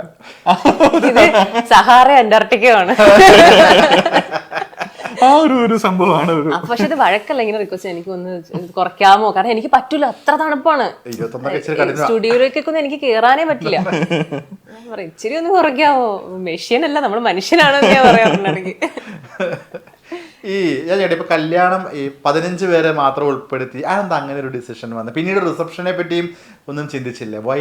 മെയിനായിട്ടും നമുക്ക് നമ്മുടെ ഫാമിലി റിലേറ്റീവ്സ് പോലെ തന്നെ വേണ്ടപ്പെട്ടാണ് നമ്മുടെ ഒരു ഫിലിം ഫ്രട്ടേണിറ്റിയിലുള്ള ആൾക്കാരും എല്ലാവരും. അപ്പം ഞങ്ങൾ ആദ്യമേ നോക്കി എല്ലാവരെയും വിളിച്ചു ഒരു റിസപ്ഷൻ എല്ലാം നടത്തി ഒരു പ്രോഗ്രാം അങ്ങനെ പ്ലാൻ ചെയ്യാന്ന് വെച്ച് കഴിഞ്ഞപ്പോഴത്തേക്കും നമ്മൾ നോക്കിയപ്പോഴത്തേക്കും എന്താ പറയുന്നത്, ഒരു വർഷം നമ്മൾ ഉണ്ടാക്കുന്ന പൈസ നമ്മൾ ഒരു ദിവസത്തിന് വേണ്ടി സ്പെൻഡ് ചെയ്യണം, അങ്ങനത്തെ ഒരു ഇതിലേക്ക് വരണം. എക്സ്പെൻസ് എന്നൊക്കെ പറയുന്നത്. അപ്പം ഞങ്ങൾ ആലോചിച്ചപ്പോഴത്തേക്കും അത്ര എക്സ്പെൻസ് ചെയ്തിട്ട് നമ്മൾ ഒരു ദിവസം അങ്ങനെ ചെയ്യണോ എന്നുള്ള ഒരു തോട്ടിൽ നിന്നാണ് നമുക്ക് എങ്ങനെ ഇത് ചെറുതാക്കാമെന്ന് ഞങ്ങൾ ചിന്തിച്ചു തുടങ്ങിയത്. അങ്ങനെ ചിന്തിച്ചു വന്നപ്പോഴത്തേക്കും നമുക്ക് ആരെ ഉപേക്ഷിക്കാൻ പറ്റാത്ത അവസ്ഥയായി. എന്ന് വെച്ചാൽ ഇൻവൈറ്റ് ചെയ്യുന്ന ആൾക്കാർ നമുക്ക് റിലേറ്റീവ്സിൽ നിന്നും ആരെയും അങ്ങനെ കട്ട് ഓഫ് ചെയ്യാൻ പറ്റില്ല, നമ്മുടെ ഒരു പ്രൊഫഷണൽ സൈഡിൽ നിന്നും ഫ്രണ്ട് സൈഡിൽ നിന്നും നമുക്ക് അങ്ങനെ കട്ട് ഓഫ് ചെയ്യാൻ പറ്റത്തില്ല. അപ്പം അങ്ങനെയുള്ള ഇതിൽ നിന്നാണ് നമ്മൾ എന്തുകൊണ്ട് നമുക്ക് കുറെ കൂടെ ഭയങ്കര ലൈറ്റ് ആയിട്ടുള്ള അങ്ങനെ ഒരു എക്സ്പെൻസീവ് അല്ലാതെ എങ്ങനെ ചെയ്യാം എന്നുള്ള ഇതിൽ നിന്നാണ് നമ്മൾ പേരൻസിനോടും ഡിസ്കസ് ചെയ്തു. പേരൻസിനും കുറച്ച് പ്രശ്നം ഉണ്ടായിരുന്നു ആദ്യമേ, അങ്ങനെ റിലേറ്റീവ്സിനെ ഒന്നും വിളിക്കാതെ ഒരു പറ്റത്തില്ല. പക്ഷേ സ്റ്റിൽ നമ്മളുടെ ഒരു നിർബന്ധത്തിനും പിന്നെ അവർക്ക് അവരെ കാര്യങ്ങൾ കുറെ പറഞ്ഞ് കൺവിൻസ് ചെയ്തുകൊണ്ടായിരിക്കാം പിന്നെ അവരും അത് സപ്പോർട്ട് ചെയ്യുമായിരുന്നു. സപ്പോർട്ട് ചെയ്തു എന്ന് പറഞ്ഞാലും സ്റ്റിൽ അവർക്ക് വിഷമമുണ്ട്. ഇപ്പം റിലേറ്റീവ്സിന്റെ സൈഡിൽ നിന്നാണേലും ഒക്കെ അവർ കുറെ പ്രശ്നങ്ങൾ ഡീൽ ചെയ്യുന്നുണ്ട്. എൻ്റെ ഫാമിലിയിലും ഗ്രേസിന്റെ ഫാമിലിയിലും എല്ലാം ഡീൽ ചെയ്യുന്നുണ്ട്. സ്റ്റിൽ അവർ നമ്മുടെ കൂടെ അത് സപ്പോർട്ട് ചെയ്തു. അത് മെയിനായിട്ട് ഇതാണ്, നമുക്ക് ആരെയും ഉപേക്ഷിക്കാൻ പറ്റത്തില്ല, പക്ഷെ ആർക്കും വേണ്ടി മാത്രമായിട്ട് നടത്താനും പറ്റില്ല. അപ്പൊ അങ്ങനെയുള്ളതുകൊണ്ട് ഞങ്ങൾ വിചാരിച്ചു നമുക്ക് പേരൻസും സിബ്ലിങ്സും മാത്രം എന്നുള്ള രീതിയിൽ ഞങ്ങൾ സ്ട്രോങ് ആയിട്ട് നിന്നതുകൊണ്ട് ഫാമിലിക്ക് അത് സപ്പോർട്ട് ചെയ്യേണ്ടി വന്നു. വലിയ നല്ലൊരു തോട്ടാണ്. നമ്മൾ ഒരു വർഷം ഉണ്ടാക്കുന്ന ഒരു സമ്പാദ്യം മുഴുവൻ ഒറ്റ ദിവസത്തേക്ക് വേണ്ടി, ഓക്കെ ആ ദിവസം അത്ര ഇമ്പോർട്ടൻ്റ് ആണ്, പക്ഷെ അത് മറ്റൊരു പലർക്കും ആലോചിക്കാവുന്ന ഒരു തോട്ട് പ്രോസസ് ആണ്. അത് കറക്റ്റ് പോയിന്റ് ആണ് പറഞ്ഞത്. ആ ഒരു ദിവസം ഒരു വർഷത്തെ അതിനും മുകളിലായിരിക്കും ചെലവാക്കുന്നത്. ഈ ഇപ്പൊ റിലേറ്റീവ്സിനൊക്കെ ശരിക്കും നമുക്കിപ്പം ഒരു കല്യാണം ആകുമ്പോൾ പറയാം വിളിച്ചത് ശരിയായില്ല, വിളിച്ചാൽ പോലും അല്ലെങ്കിൽ ഫോൺ വിളിച്ചാൽ വന്ന് വിളിച്ചില്ല എന്ന് പറഞ്ഞ് പരാതി പറയുന്ന ബന്ധുക്കൾ നമുക്കുണ്ട്. ആ സമയത്ത് വിളിക്കാതിരുന്നതിന്റെ പരാതി എങ്ങനെ സോൾവ് ആക്കുന്നു അച്ഛനമ്മമാര്? അല്ലെങ്കിൽ ഗ്രേസിനൊക്കെ ആണെങ്കിലും എബിക്കൊക്കെ ആണെങ്കിലും പരാതികൾ പേഴ്സണലി വിളിച്ചിട്ടില്ല, ചിലർ മിണ്ടുപോകില്ല. പിന്നെ സ്റ്റിൽ ഡിഫിക്കൽട്ട് ആണത്. പക്ഷെ നമ്മൾ ഹാൻഡിൽ ചെയ്തേ പറ്റുള്ളൂ. ഇപ്പം എൻ്റെ ഫാമിലിയെ സംബന്ധിച്ചിടത്തോളം വളരെ അടുത്ത റിലേറ്റീവ്സിൻ്റെ വീട്ടിൽ പോയി ഞാൻ പറയുകയും ചെയ്തിട്ടുണ്ട്. എന്നിട്ട് പോലും അവർക്ക് പരാതിയാണ്. ബട്ട് സ്റ്റിൽ എനിക്കത് മനസ്സിലാവും. കാരണം അവരും ഒക്കെ എൻ്റെ ഒരു കല്യാണം കാണാനായിട്ട് ആഗ്രഹിച്ചിരുന്ന ആൾക്കാർ തന്നെയാണ്. നമുക്കും അവരുടെ കൂടെ കല്യാണം ആഘോഷിക്കണമെന്ന് ആഗ്രഹവും ഉണ്ടായിരുന്ന ആൾക്കാരാണ്. പക്ഷെ at the end of the day ഇത് നമ്മൾ രണ്ടുപേരുടെയും പേഴ്സണൽ ചോയ്സ് ആണ്. അപ്പോൾ അതിനെ റെസ്പെക്റ്റ് ചെയ്യുക എന്നുള്ളതും അത് അവരുടെ ചോയ്സ് ആണല്ലോ. അപ്പോൾ അല്ലെങ്കിൽ നമ്മൾ ചെന്ന് പറയുന്ന സമയത്ത് അവർക്ക് നമ്മളോട് ഡയറക്റ്റ് പറയാം, നിങ്ങൾ ഈ ചെയ്യുന്നതിൽ ഞങ്ങൾക്ക് വിരോധമുണ്ട്, അല്ലെങ്കിൽ ഞങ്ങളുടെ വിഷമം അപ്പം തന്നെ നമ്മളോട് അത് പ്രകടിപ്പിക്കാം. അപ്പോൾ നമുക്ക് അപ്പം തന്നെ അവരോട് കാര്യങ്ങൾ പറഞ്ഞ് നമ്മൾ അവരെ മനസ്സിലാക്കും. എല്ലാം കഴിഞ്ഞിട്ട് ബാക്കിൽ നിന്നുകൊണ്ട് അങ്ങനെ പറയുമ്പോൾ നമ്മളത് അറിയുകയും ചെയ്യുമ്പോൾ നമുക്കത് ഭയങ്കര വിഷമമുണ്ട്. പക്ഷേ നമ്മളതിനെ ഹാൻഡിൽ ചെയ്യുന്നത് എങ്ങനെയാണെന്ന് വെച്ച് കഴിഞ്ഞിട്ടുണ്ടെങ്കിൽ, ഇപ്പോൾ നമ്മളായിരിക്കുന്ന അവസ്ഥയിൽ നമ്മൾ ചെയ്തതിൽ നമുക്ക് ഒരിക്കലും ഒരു റിഗ്രറ്റ് ഉണ്ടാവരുത്. എത്ര നാൾ കഴിഞ്ഞിട്ടാണെങ്കിലും നമ്മൾ ഈ ചെയ്തതിൽ നമുക്ക് റിഗ്രറ്റ് ഉണ്ടാവരുത്. അത് നമ്മൾ രണ്ടുപേരുടെയും ചോയ്സാണ്. എബി മാത്രം തീരുമാനിച്ച കാര്യമല്ല, ഞാനും കൂടെ ചേർന്ന് തീരുമാനിച്ച കാര്യമാണ്. അപ്പോൾ നമ്മൾ രണ്ട് ഫാമിലിയോടും ചേർന്ന് പറഞ്ഞപ്പോഴും പറഞ്ഞ അത് കാര്യമാണ്. ഇത് എൻ്റെ ഒറ്റ തീരുമാനമല്ല, നമ്മൾ രണ്ടുപേരുടെയും ജോയിൻ ആയിട്ടുള്ള തീരുമാനമാണ്. ഇനി നിങ്ങൾ പറയുന്ന പോലെ ചെയ്യാമെന്ന് ആഗ്രഹം ഉണ്ടെങ്കിൽ ചെയ്തോളൂ, പ്രശ്നമില്ല. പക്ഷെ അതിൽ നമുക്കിങ്ങനെ ബുദ്ധിമുട്ടുണ്ട്. ഞങ്ങൾക്ക് രണ്ടുപേർക്കും വിഷമമുണ്ട്. ഞങ്ങളുടെ ഇഷ്ടം ഇതാണ്, ഞങ്ങളുടെ വിവാഹമാണ്. അപ്പോൾ നമ്മൾ ആഗ്രഹിക്കുന്ന പോലെ ചെയ്തു തന്നാൽ, നിങ്ങൾ സഹകരിച്ചാൽ വളരെ സന്തോഷമായിരിക്കും എന്നാണ് നമ്മൾ അവരോട് പറഞ്ഞത്. അപ്പോൾ അവർ ശരി, ഓക്കെ, അങ്ങനെയാണെങ്കിൽ ഞങ്ങൾക്കും ഇങ്ങനെ ബുദ്ധിമുട്ടുണ്ടാവും കേട്ടോ, ഇത്രയും ആൾക്കാരോട് ഞങ്ങൾ മറുപടി പറയണം. അപ്പോഴും ഞങ്ങൾ പറഞ്ഞു ഓക്കെ ശരി, നമ്മളും വന്ന് അവരോട് കാര്യങ്ങൾ സംസാരിക്കാം. അങ്ങനെ ഇപ്പോൾ ഒത്തിരി പേര് നമുക്ക് ഇൻസ്റ്റാഗ്രാമിലും ഫേസ്ബുക്കിലും ഒക്കെ ആയിട്ട് ഒത്തിരി കുട്ടികൾ മെസ്സേജ് അയച്ചു. അപ്പോഴൊരു ഞങ്ങൾക്ക് ആഗ്രഹം ഉണ്ടായിരുന്നു, പക്ഷേ ഞങ്ങളുടെ പാരൻസ് സമ്മതിച്ചില്ല. അവരെ എങ്ങനെ പറഞ്ഞ് മനസ്സിലാക്കും, എത്ര ശ്രമിച്ചിട്ടും മനസ്സിലാവുന്നില്ല എന്നുള്ളൊരിതുണ്ട്. ശരിയാണ്, അത് ഓരോ ജനറേഷൻ്റെ ഒരു പ്രശ്നം എന്നല്ല, അവർ വളർന്നു വന്ന സാഹചര്യം, അവരുടെ ഒരു രീതി വെച്ച് അവർക്ക് ആ ഒരു ഇതിൽ നിന്ന് മാറാൻ പറ്റില്ല.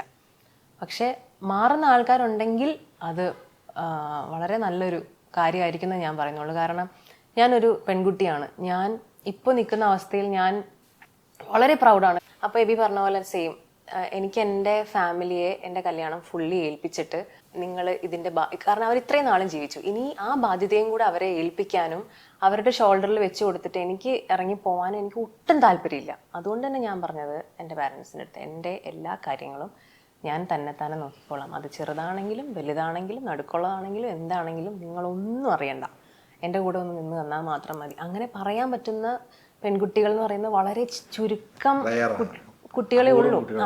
അതിൽ നമുക്ക് വേണ്ടതെന്ന് പറയുന്നത് ഫിനാൻഷ്യൽ ഇൻഡിപെൻഡൻസ് വേണം, അതുപോലെ നല്ല ഒരു എഡ്യൂക്കേഷൻ വേണം. അത് കൊടുക്കുക എന്നുള്ളതാണ് ഒരു പാരൻസ് എന്നുള്ള രീതിയിൽ മക്കൾക്ക് ചെയ്തു കൊടുക്കാവുന്ന ഏറ്റവും വലിയ കാര്യം. അതെൻ്റെ മാതാപിതാക്കൾ എനിക്ക് തന്നതുകൊണ്ട് എനിക്ക് ഇപ്പോഴത്തെ ഇങ്ങനത്തെ ഒരു പൊസിഷനിൽ നിൽക്കാൻ പറ്റുന്നതുകൊണ്ട് ഞാൻ അവർക്ക് ചെയ്ത് കൊടുക്കുന്ന ഒരു അവരുടെ ഷോൾഡറിൽ ഒരു വലിയ ഭാരം ഞാൻ ഒഴിവാക്കുക എന്ന് മാത്രമേ ഞാൻ പറയുന്നുള്ളൂ. കാരണം എൻ്റെ ചേച്ചിയുടെ വിവാഹം നടത്തിയതിൽ അവർ എത്ര താളത്തോളം ബുദ്ധിമുട്ടി എന്നുള്ളത് ഞാൻ കണ്ടിട്ടുള്ളതാണ്. അപ്പം അത് ഞാൻ കാരണം അവർക്കത് കൊടുക്കരുതെന്നുള്ള വലിയൊരു ആഗ്രഹം എനിക്കുണ്ടായിരുന്നു. അപ്പോൾ സ്റ്റിൽ സോഷ്യൽ മീഡിയയിൽ കോമൻസ് വരുന്നതിൽ പറയുന്നുണ്ട്, വലിയ സെലിബ്രിറ്റി അല്ലേ, ഇത്രയും പോലും കാശില്ലേ ആൾക്കാരെ വിളിക്കാൻ, ഞങ്ങൾ ബന്ധുക്കളെ വിളിച്ച് കൊടുക്കാൻ പോലും നമ്മൾ ചെയ്യേണ്ടത് നമ്മൾ ചെയ്യുന്നുണ്ട്. നമ്മൾ അത്രയും ലാവിഷായിട്ട് അത് മാറ്റുന്നതിലുപരി നമ്മൾ വേറെ ഏതൊക്കെ രീതിയിൽ ആ ഒരു പൈസ തന്നെ പറയാമെന്ന്, അത് വേറെ ഏതൊക്കെ രീതിയിൽ നമുക്ക് യൂട്ടിലൈസ് ചെയ്യാം എന്നുള്ളത് നമ്മൾ വളരെ ചിന്തിച്ച് തന്നെയാണ് നമ്മൾ കാര്യങ്ങൾ കൈകാര്യം ചെയ്യണം. അപ്പോൾ ഇങ്ങനെ വരുന്ന കോമൻസിനെ നമ്മൾ എടുക്കുന്നു, അതിലെടുക്കേണ്ട കാര്യങ്ങൾ മാത്രം കയ്യിലെടുത്തിട്ട് ബാക്കി നമ്മൾ മാറ്റി വെക്കുക എന്നുള്ളത് മാത്രമേ ഇപ്പോൾ ചെയ്യുന്നുള്ളൂ. സ്ട്രോങ് മെസ്സേജ് ഒക്കെ ഞാൻ പറയും. കാരണം എനിക്ക് പരിചയമുള്ള ഒരുപാട് ഫാമിലി മകളുടെ കല്യാണം നടത്തി പിന്നെ അതിൻ്റെ കടം തീർക്കാൻ വേണ്ടി സ്ഥലവും വീടും വിറ്റ ഒരുപാട് പേര് എനിക്കറിയാം. പിന്നെ ഇപ്പോഴും ഒരു വാടകയ്ക്ക് കൊടുക്കും, എന്നാൽ മകൾക്ക് അത് ഹെൽപ്പ് ചെയ്യാനുള്ള ഒരു ഫിനാൻഷ്യൽ ഫ്രീഡം ഒന്നും ആയിട്ടുമില്ല. അങ്ങനെ ഒരുപാട് പേരെ എനിക്കറിയാം, ഒരുപാട് പെൺകുട്ടികൾക്ക് ഇത് പ്രചോദനമാവട്ടെ. ഇതൊരു പേഴ്സണൽ ചോയ്സ് ആണ്. ഇപ്പം എൻ്റെ സുഹൃത്തുക്കൾ തന്നെ പറയുന്നുണ്ട്, ഞങ്ങൾക്ക് നല്ലോണം ഒരുങ്ങി നല്ല വലിയൊരു വെഡ്ഡിങ് നടത്താനാണ് ഞങ്ങളുടെ ആഗ്രഹം. അത് നല്ലതാണ്, അവരെ സംബന്ധിച്ചിടത്തോളം അവരുടെ ഒരു ഡ്രീമാണ് അങ്ങനെയെങ്കിൽ അതവർ ചെയ്തോട്ടെ, പ്രശ്നമില്ല. പക്ഷെ അപ്പോഴും ഞാൻ പറയുന്നത്, നമ്മൾ തന്നെ അധ്വാനിച്ചുണ്ടാക്കുന്ന പൈസയിൽ നിന്നാണെങ്കിൽ അത് ഭയങ്കര ബ്യൂട്ടിഫുൾ ആണ്, ഭയങ്കര പ്രൗഡാണ്. അപ്പോൾ നമ്മൾ 10 എണ്ണം വാങ്ങിക്കുമ്പോൾ നമ്മൾ ആലോചിക്കും 10 വേണോ, നമുക്കതൊരു 5ലേക്ക് ചുരുക്കിയാലോ. പക്ഷെ വേറൊരാൾ മേടിച്ചു തരുന്നതാകുമ്പോൾ നമ്മൾ പറയും 15 പോരട്ടെ എന്ന് നമ്മൾ പറയും. അതാണ് അതിന്റെ ഡിഫറൻസ്. അപ്പൊ നമ്മൾ അതിന്റെ വാല്യൂ മനസ്സിലാക്കിയിട്ട് നിങ്ങൾ ആഘോഷിച്ചോ, അതിന് യാതൊരു തെറ്റുമില്ല. ചെറുതാണെങ്കിലും വലുതാണെങ്കിലും ഏത് ഹോട്ടലിലും ഏത് വലിയ മൈതാനത്തും നിങ്ങൾ ആഘോഷിച്ചോ പ്രശ്നമില്ല. അപ്പോഴും നമ്മൾ ചെയ്യേണ്ടത് മറ്റൊരാളുടെ അധ്വാനം, അയാളുടെ ആ ഒരു അധ്വാനത്തിന് വാല്യൂ കൊടുത്തിട്ട് നമ്മൾ സ്വയമേ അധ്വാനിച്ചുണ്ടാക്കുന്ന പൈസയിൽ നിന്നാണ് അത് ചെയ്യുന്നതെങ്കിൽ അതിനൊരു വല്ലാത്തൊരു എന്താ പറയുക, ഒരു ബ്യൂട്ടി ഉണ്ട്. മറ്റുള്ളവർ നമുക്ക് തരുന്നൊരു മതിപ്പും അത് വലുതായിരിക്കും. അത് മാത്രമല്ല കേട്ടോ, ഇപ്പം ഞങ്ങൾ രണ്ടുപേരും ആണെങ്കിലും നോർമലായിട്ടുള്ള ഒരു ഇതിൽ നിന്ന് ഇന്നത്തെ ഒരു ഇതിലേക്ക് ഞങ്ങൾ രണ്ടുപേരും ജോലി ചെയ്ത് കഷ്ടപ്പെട്ട് സമ്പാദിച്ച് തന്നെ എത്തിയതാണ്. അപ്പം അതുകൊണ്ട് തന്നെ ആ ഓരോ രൂപയുടെയും വാല്യൂ നമുക്ക് നന്നായിട്ട് അറിയാം. അപ്പം അത് അനാവശ്യമായിട്ട് സ്പെൻഡ് ചെയ്യേണ്ട, അത് ആവശ്യമോ അനാവശ്യം അത് ഓരോരുത്തരുടെ കാഴ്ചപ്പാടാണ്. പക്ഷെ സ്റ്റിൽ ഞങ്ങളുടെ ഒരു ഇതിൽ അങ്ങനെ അധികം സ്പെൻഡ് ചെയ്യേണ്ട എന്നുള്ളൊരു ഒരു ഡിസിഷൻ ഞങ്ങൾ എടുത്തിരുന്നു. അതുകൊണ്ട് തന്നെയാണ് ഈ ഒരു ഇതിലേക്ക് പോകുന്നത്. ഒരുപാട് പേർക്ക് ഇത് പ്രചോദനമാവട്ടെ. നമുക്ക് 10 മിനിറ്റ് വളരെ സീരിയസ് ഡിസ്കഷൻ. ഗ്രേസിന് വേണ്ടി ഏതെങ്കിലും ട്യൂൺ കമ്പോസ് ചെയ്യണം ഇത്ര വർഷത്തിനാണ്. നിനക്ക് ഞാൻ ഓർമ്മ ചെയ്തിട്ടുണ്ട്. ഇല്ല ഇത് മറ്റേ ഇത് പറയത്തില്ലേ, സ്ത്രീകൾ ഭയങ്കരമായിട്ട് കണക്ട് ചെയ്യാൻ പറ്റും. സ്റ്റിച്ച് ചെയ്യുന്ന ഒരു അമ്മ വീട്ടിലുണ്ടെങ്കിൽ വീട്ടിലത്തെ കുട്ടികൾക്ക്, വീട്ടിലത്തെ ഒരു മനുഷ്യനോ സ്റ്റിച്ച് ചെയ്ത് കൊടുക്കത്തില്ലെന്ന് പറയും. അതെല്ലാം പുറത്ത് പോയാൽ സ്റ്റിച്ച് ചെയ്യണം ഡ്രസ്സ്. അതുപോലെ തന്നെ വീട്ടിലൊരു കമ്പോസർ ഉണ്ടെന്നുണ്ടെങ്കിൽ വീട്ടിലത്തെ ആർക്കൊന്നും എല്ലാം പുറത്തായിരിക്കും. നമ്മൾ പൈസ കൊടുക്കത്തില്ലല്ലോ. അങ്ങനെ സർപ്രൈസ് ചെയ്യാൻ തോന്നിയിട്ടില്ല. അല്ല ചേട്ടാ, അതൊക്കെ ആഗ്രഹമുണ്ട്. പക്ഷെ എന്താന്ന് വെച്ച് കഴിഞ്ഞാൽ എന്ന് വെച്ചാൽ ഞാനൊരു ഫ്രീലാൻസ് ആയിട്ടുള്ള ആളായതുകൊണ്ട് തന്നെ ഞാൻ ഒരു കമ്പോസറിന് വേണ്ടിയിട്ടില്ല, പലർക്കും വേണ്ടി വർക്ക് ചെയ്യുന്നുണ്ട്. അപ്പൊ എന്ന് വെച്ചാൽ ഓൾമോസ്റ്റ് ഓൾ ദ ടൈം എന്ന് പറഞ്ഞ പോലെ നമ്മൾ പല പ്രോജക്ട്സിൽ ഇൻവോൾവ് ആയിരിക്കും.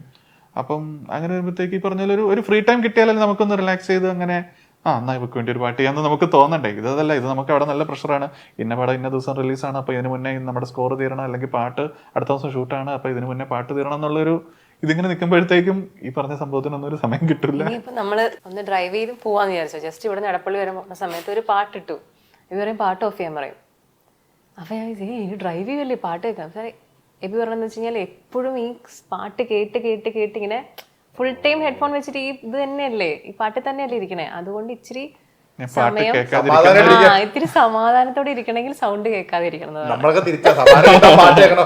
ഞാൻ വണ്ടിയിൽ പോകുമ്പോൾ മാക്സിമം പാട്ട് വെക്കില്ല, കാരണം അന്നേരമാണ് നമ്മൾ പാട്ടില്ലാതെ നിന്നിരിക്കുന്നത്. അപ്പൊ എന്ന് വെച്ചാൽ വർക്ക് ചെയ്ത് കഴിഞ്ഞാൽ നമ്മളിങ്ങനെ നമ്മുടെ ഒരു ഹോംവർക്ക് എന്നുള്ള രീതിയിൽ എന്തെങ്കിലുമൊക്കെ പാട്ടൊക്കെ കേട്ടായിരിക്കും വീട്ടിൽ ചുമ്മാ ഇരിക്കുമ്പോഴാണെങ്കിലും. അപ്പൊ എന്ന് വെച്ചാൽ ഡ്രൈവ് ചെയ്യുമ്പോൾ എനിക്ക് ഡ്രൈവ് ചെയ്യാൻ ഭയങ്കര ഇഷ്ടം കൂടെ ആയതുകൊണ്ട് ആ ഡ്രൈവ് ഫുള്ളി എൻജോയ് ചെയ്യാൻ എനിക്ക് പാട്ട് വേണമെന്ന് നിർബന്ധമില്ല. അപ്പം പിന്നെ അന്നേരമാണ് ചെവിക്ക് ഒരു ശകലം റെസ്റ്റ് കൊടുക്കുന്നത്. പിന്നെ ഇങ്ങേരുമായിട്ട് വർത്താനം പറഞ്ഞ ഇങ്ങരുടെ കഥകളൊക്കെ കേട്ടിരിക്കുമ്പോ അതല്ലേ ഏറ്റവും രസം, പാട്ടിനെ കഴിഞ്ഞും രസം.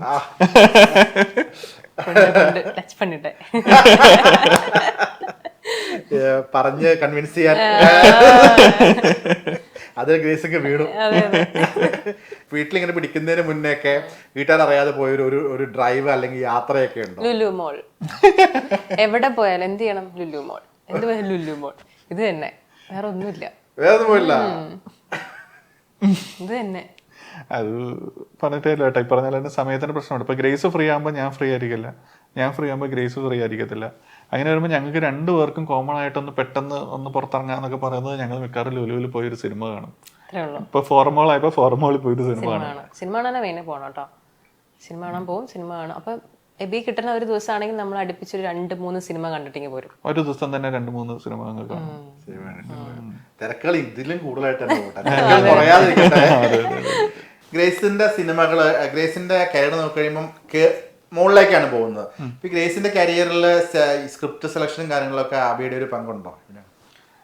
ഗ്രേസ് എന്നോട് എപ്പോഴും സ്ക്രിപ്റ്റ് വായിക്കാൻ പറയും. പക്ഷെ എനിക്ക് സ്ക്രിപ്റ്റ് വായനയിൽ ഞാൻ ഇത്തിരി മടി ഉള്ളത് കൊണ്ട് എന്നാൽ ഒരു 1 ലൈനൊക്കെ എന്നോട് പറയാന്ന് പറയും.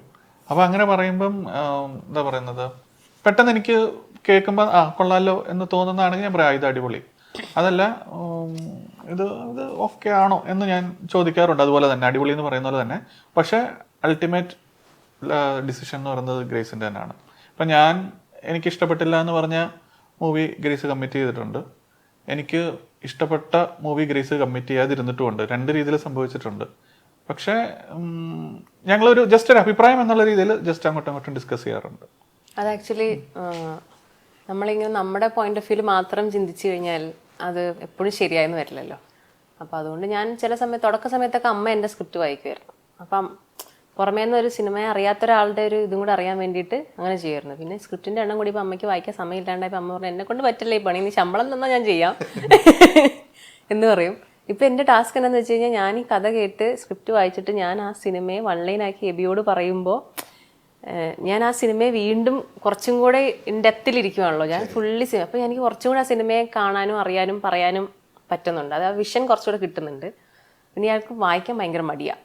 അപ്പം ഞാൻ എഴുതുന്ന പരിപാടിയൊക്കെ എബി ഇരുന്ന് വായിക്കും. അതല്ലാത്ത സംഭവങ്ങളൊക്കെ എബി എപ്പോഴും ഞാൻ ഒരു സെക്കൻഡ് ഒപ്പീനിയൻ എടുക്കും. പക്ഷെ at the end of the day എൻ്റെ ഡിസിഷനാണ് വരുന്നത്. അത് എബിയുടെ ജോലിയിലും എബി അങ്ങനെ തന്നെ ചെയ്യും. ഇൻസ്റ്റാഗ്രാമിൽ ഗ്രേസ് ആന്റണിക്ക് 2 വഴിയുണ്ട്. അത് യൂസർ നെയിം എന്തോ കിട്ടാണ്ട് വന്നപ്പോൾ ന്യൂമറോളജി നോക്കിയിട്ടുള്ള മാറ്റിയാണോ? അങ്ങനത്തെ ഒരു വിശ്വാസം എനിക്കില്ല. നിങ്ങൾ രണ്ടും ദൈവത്തിൽ വിശ്വസിക്കുന്നതാണോ, അല്ലെങ്കിൽ അങ്ങനത്തെ എന്താണ് ദൈവം എന്ന് പറയുമ്പോൾ എനർജിയിലാണോ വിശ്വസിക്കുന്നത്? നമ്മൾ ചെയ്യുന്ന ഒരു നല്ല പ്രവൃത്തി ഇത് മാത്രമാണ് ഞാൻ വിശ്വസിക്കുന്നത്. നമ്മൾ ആർക്കും ഒരു ദ്രോഹമോ അവർക്കൊരു ശല്യമോ ഒന്നും ഉണ്ടാക്കാതെ നമ്മൾ നമ്മുടെ പ്രവൃത്തി നന്നായിട്ടിരുന്ന് കഴിഞ്ഞിട്ടുണ്ടെങ്കിൽ നമുക്ക് നല്ല കാര്യങ്ങൾ തന്നെ വരുമെന്നാണ് ഞാൻ വിശ്വസിക്കുന്നത്. എബിയുടെ വിശ്വാസം എങ്ങനെയാണെന്നുള്ളത് എബിയോട് ചോദിക്കാം. ബട്ട് സ്റ്റിൽ നമ്മൾ വളർന്നു വന്ന ആ ഒരു സാഹചര്യത്തിൽ നമുക്കുണ്ടാകുന്ന ഒരു ദൈവവിശ്വാസം ഉണ്ട്, നമ്മുടെ മാതാപിതാക്കൾ പകർന്നു വന്ന ഒരു വിശ്വാസം ഉണ്ടല്ലോ, അതും നമുക്കുണ്ട്. പക്ഷെ എന്നാൽ അത് മറ്റുള്ളവരിലേക്ക് അടിച്ചേൽപ്പിക്കാൻ എനിക്ക് ഒട്ടും താല്പര്യമില്ല. ഇപ്പം ഞാൻ ചർച്ചിൽ പോകുന്നുണ്ടോ, ഞാൻ പ്രാർത്ഥിക്കുന്നുണ്ടോ, അത് എബി തന്നെ ചെയ്യണം, അങ്ങനെയൊന്നുമുള്ള നിർബന്ധമൊന്നും എനിക്കില്ല. എബിക്കും അങ്ങനെ തന്നെ ഇല്ല. അപ്പോൾ അമ്മ എപ്പോഴും പറഞ്ഞു നിനക്ക് പറ്റിയ ആളെയാണ് കൂടെ കിട്ടിയിരിക്കുന്നത്. ഇല്ല, അത് ഒരു പോസിറ്റീവ് ശക്തി ഉണ്ട് എന്തായാലും. അത് നമ്മൾ ഇപ്പം ജനിച്ചപ്പോൾ നമ്മുടെ മാതാപിതാക്കൾ നമുക്ക് തന്നൊരു വിശ്വാസമുണ്ട്. അതിലുപരി ഇതെല്ലാം ഒരു വലിയൊരു പോസിറ്റീവ് എന്തോ ഒരു നല്ല ഒരു എനർജിയുടെ കീഴിലാണെന്ന് വിശ്വസിക്കാൻ എനിക്കിഷ്ടമാണ്. അതിന് ഒരു പർട്ടിക്കുലർ റിലീജിയൻ എന്നുള്ളതല്ല, എല്ലാം ഒരു നല്ല എനർജിയിൽ കൂടെ പോകുന്നു. ആ ഒരു നല്ല എനർജിയിൽ എനിക്കൊരു വിശ്വാസമുണ്ട്. തീർച്ചയായിട്ടും. ചില ആൾക്കാർ പറയും പ്രണയം പൈങ്കിളിയാണെന്ന് പറയും, ചില ആൾക്കാർ പറയും പ്രണയം തിരിച്ചറിവാണെന്ന് പറയും. എന്തായിരിക്കും അഭിപ്രായം? രണ്ടുമാണ്. മോർ ദാൻ ദാറ്റ് പ്രണയം ഇറ്റ്സ് ബ്യൂട്ടിഫുൾ. Of course. അതെ അതെ അതെ. അല്ല, അതോടൊപ്പം തന്നെ തിരിച്ചറിവാണ്. നമ്മൾ പല കാര്യങ്ങളും നമുക്ക് അറിയത്തില്ലാത്തത്, ഐ മീൻ അത് ലൈഫ് റിലേറ്റഡ് ആയിരിക്കാം, അല്ലെങ്കിൽ ഒരു സ്വഭാവം റിലേറ്റഡ് ആയിരിക്കാം, അല്ലെങ്കിൽ ഒരു സ്വഭാവ രൂപീകരണത്തിൻ്റെ ഭാഗമായിരിക്കാം. അതിലെല്ലാം ഒരു പ്രണയം എന്ന് പറയുന്നത് ഇൻഫ്ലുവൻസ് ചെയ്തിട്ടുണ്ട് എനിക്ക് പേഴ്സണലി. എബി തുടക്കത്തിലെ പരിചയപ്പെടുന്ന സമയത്ത് എബി ഭയങ്കര ചൂടനായിരുന്നു. ചൂടൻ എന്ന് പറഞ്ഞു കഴിഞ്ഞാൽ അങ്ങനെ തൊട്ടാ പൊട്ടുന്ന ഒരു മനുഷ്യനൊന്നുമല്ല, പക്ഷെ എന്നാലും സംസാരിക്കുമ്പോൾ നമുക്കിങ്ങനെ ഇയാൾ എന്ത് മനുഷ്യനാ എന്ന് തോന്നുന്ന ഒരാളായിരുന്നു. അതിൽ നിന്നും ഇപ്പൊ ഒരു മാടപ്രാവിന്റെ ഹൃദയം പോലെ ആക്കിയെടുത്തതല്ല, ഒരിക്കലും ഞാൻ അങ്ങനെ പറയത്തില്ല, എനിക്ക് വേണ്ടി അങ്ങനെ ആക്കിയിടുന്നു ഞാൻ പറയത്തില്ല. പക്ഷെ നമ്മള് ഇപ്പൊ നമ്മുടെ നോർമലി ഉള്ള നമ്മുടെ അപ്പനും അമ്മയൊക്കെ പണ്ടത്തെ കാലഘട്ടത്തിൽ പറയത്തില്ലേ, ഈ ഇവന്റെ കൂടെ പോരുത്, അവന്റെ കൂടെ കൂടിപ്പോയി നീ അവനെ പോലെ ആയിപ്പോ, അവന്റെ കൂട്ട് ശരിയല്ല എന്നൊക്കെ പറയത്തില്ലേ. അതുപോലെ നമ്മുടെ കൂടെ ഉള്ള നമ്മുടെ ചുറ്റുമുള്ള ആൾക്കാരെ പോലെയൊക്കെ ചിലപ്പോൾ നമ്മളെ ഇൻഫ്ലുവൻസ് ചെയ്യും. അപ്പം എബിയുടെ നല്ല കാര്യങ്ങൾ എന്നെ ഇൻഫ്ലുവൻസ് ചെയ്തിട്ടുണ്ട്, എൻ്റെ കുറച്ച് നല്ല കാര്യങ്ങൾ എബീനെ ഇൻഫ്ലുവൻസ് ചെയ്തിട്ടുണ്ട്. അത്രമാത്രമേ ഞാൻ പറയത്തുള്ളൂ. മോശം കാര്യങ്ങൾ ഇൻഫ്ലുവൻസ് ചെയ്തത് നമ്മൾ പറയരുത് ആരടുത്തും. പക്ഷെ എന്തായാലും ഞാൻ ആസ് എ പേഴ്സൺ ഒത്തിരി കാര്യങ്ങൾ എനിക്ക് കുറേ തിരിച്ചറിവ് കിട്ടിയത് എനിക്ക് മുന്നേ കാണാൻ ഒരാളുണ്ടായിരുന്നുള്ളൂ, അത് എബിയായിരുന്നു. അപ്പോൾ ഇപ്പോൾ ഫോർ എക്സാമ്പിൾ എൻ്റെ പ്രൊഫഷൻ വൈസ് ആണെങ്കിൽ എനിക്ക് എൻ്റെ ഫാമിലിയിൽ ആരുമില്ല ഇൻഡസ്ട്രിയിൽ വർക്ക് ചെയ്യുന്നത്. അപ്പോൾ എനിക്കൊരു സജഷൻ ചോദിക്കാനോ ഞാൻ എന്ത് ചെയ്യണം, അവിടെ പോയാൽ ഞാൻ എങ്ങനെ ബിഹേവ് ചെയ്യണം, ഇവരോട് എങ്ങനെ ഞാൻ സംസാരിക്കണം എന്നൊക്കെ എനിക്ക് ചോദിക്കാൻ ഇവ മാത്രമേ ഉണ്ടായിട്ടുള്ളൂ. അപ്പോൾ എന്നോട് പറഞ്ഞുതരും, ഇന്ന സീനിയേഴ്സ് ആണെങ്കിൽ അവരോട് ഇങ്ങനെ സംസാരിക്കണം, ഇന്ന ആൾക്കാരോടാണെങ്കിൽ അവരോട് ഇന്ന കാര്യം പറഞ്ഞിട്ട് പോരണം എന്നുള്ളത് വളരെ കൃത്യവും വ്യക്തമായിട്ട് പറഞ്ഞു തരാൻ എനിക്ക് ഒരാളെ ഉണ്ടായിട്ടുള്ളൂ. അതുകൊണ്ട് എനിക്ക് പല കാര്യങ്ങളും വളരെ ഈസി ആയിരുന്നു. എനിക്ക് ഇപ്പോൾ നമ്മൾ കേൾക്കുന്ന പല ഇഷ്യൂസൊക്കെ ഞാൻ രക്ഷപ്പെട്ടു പോയതൊക്കെ എനിക്ക് പലപ്പോഴും തോന്നിയിട്ടുണ്ട്, എബി ഇല്ലാതെ ഞാൻ എന്ത് ചെയ്താനേ എന്ന് എനിക്ക് തോന്നിയിട്ടുണ്ട്.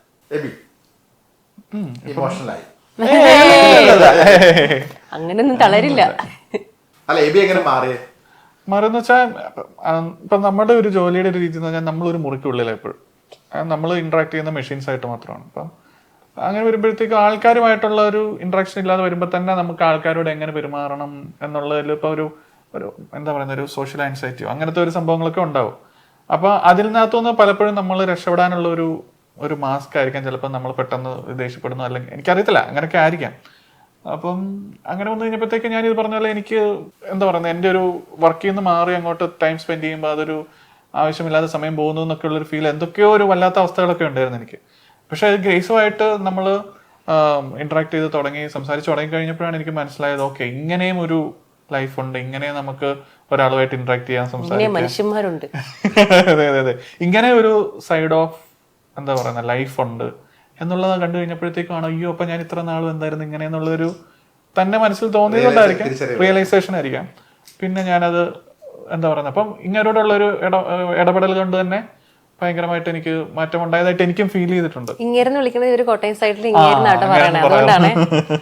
അപ്പൊ അങ്ങനെ എനിക്ക് തന്നെ ആ ഒരു മാറ്റം ഫീൽ ചെയ്ത് തുടങ്ങി സത്യം പറഞ്ഞ. അപ്പൊ എന്ന് വെച്ചാൽ ഗ്രേസിന്റെ ഒരു ഫൺ സൈഡ് പതുക്കെ എന്നിലോട്ടും കൂടെ സ്പ്രെഡ് ആവാൻ തുടങ്ങി എന്നുള്ളതാണ് സത്യം. നമ്മളൊരു വൈറസ്. കോട്ടയം അച്ചായന്മാരുടെ എന്തെങ്കിലും തനി ഗുണങ്ങളൊക്കെ ഉണ്ടോ അവർക്ക്? ക്ഷമ, ഐ മീൻ അവിടെ ആൾക്കാർക്ക് കുറച്ച് ക്ഷമയുണ്ട്. അത് ഏത് കാര്യത്തിലെന്ന് വെച്ച് കഴിഞ്ഞാൽ ഈ പറമ്പ്, കൃഷി, അങ്ങനത്തെയൊക്കെ കാര്യങ്ങളിൽ, അതായത് ചെറുതിൽ നിന്നിട്ട് വലുതാവണ വരെ അവർക്ക് ഭയങ്കര കാത്തിരിപ്പ്, ഭയങ്കര ക്ഷമയുള്ള കാര്യമാണ്. എനിക്ക് അത് ആ ഒരു ക്വാളിറ്റി ഭയങ്കരമായിട്ടുണ്ട്. പിന്നെ ഫുഡ് എക്സ്പ്ലോർ ചെയ്യുക, പലതരം ടേസ്റ്റ് കഴിക്കുക. ഞാൻ പറയുന്നില്ലെന്നേ ഉള്ളൂ.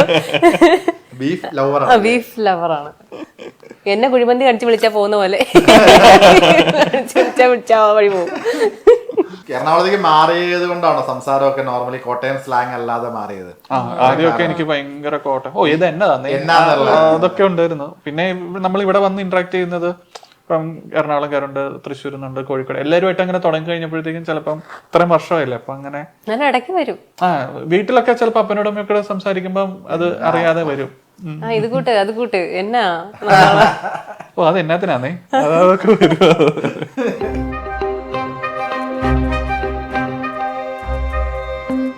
ഗ്രേസും ഭയങ്കര ഡ്രൈവറാണ്, ഞാനെ പഠിപ്പിച്ചതുകൊണ്ട്. കുശവന്റെ കയ്യിലെ കളിമണ്ണാണ്.